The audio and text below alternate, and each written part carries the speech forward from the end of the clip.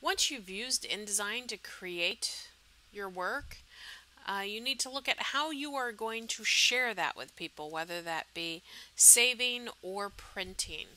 So let's look at some options there.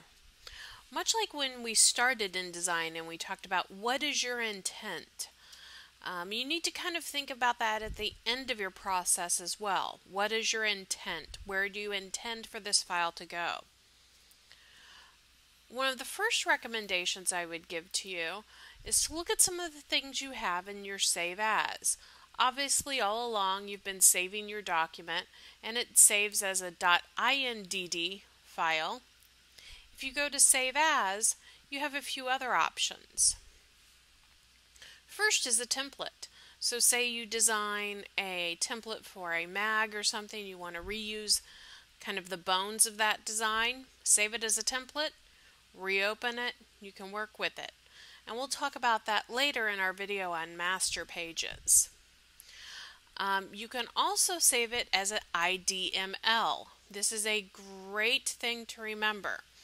So if you are working in, as I am, in Creative Cloud, maybe somewhere along the line you need to work with CS5, CS6. If you save it as an INDML, that's InDesign Markup Language, you can dial your design down to a previous version, meaning you can open it in CS5 or CS6 without any problems. Work on it, save it out as normal, and open it up back in Creative Cloud. The key to remember is you can always bring files up. So it doesn't matter if you're opening from CS3, CS2, you can always open those files, but when you go down to use an earlier version, you do need to save it as an INDML. Next, let's look at how you might want to share it as a PDF.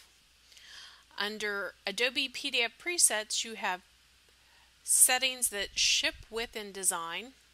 High quality would be generally what you would use if you were going to a print press, although typically your printer will send you your PDF settings that you can import and use using the define, and you would load it in there.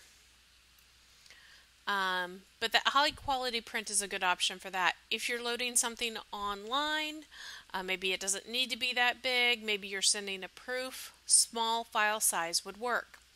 If I were emailing a PDF to a professor, I would definitely use a high quality print. Let's look at our options for exporting.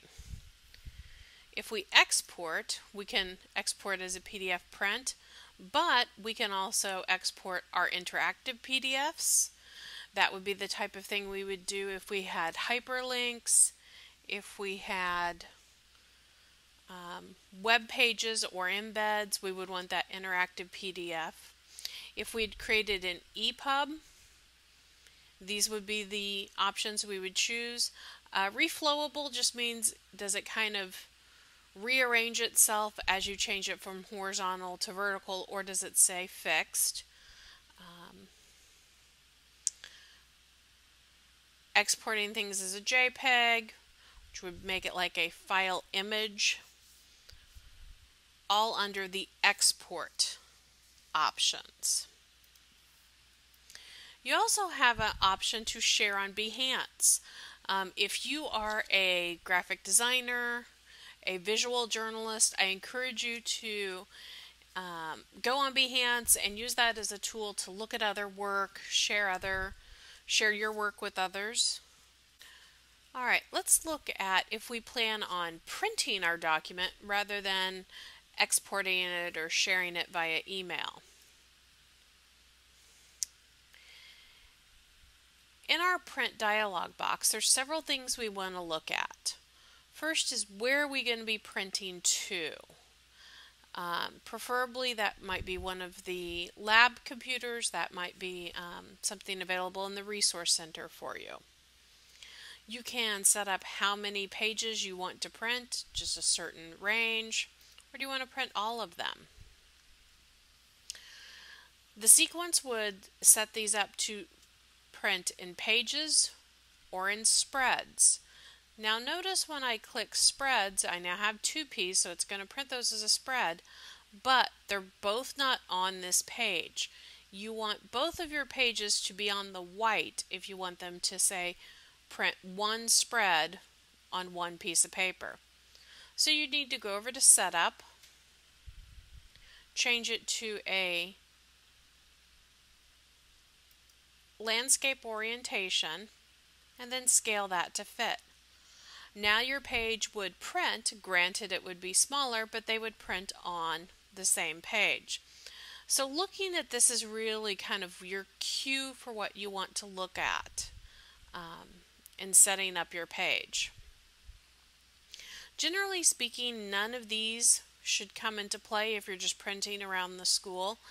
You've went in here and accidentally changed these to say separations or something strange.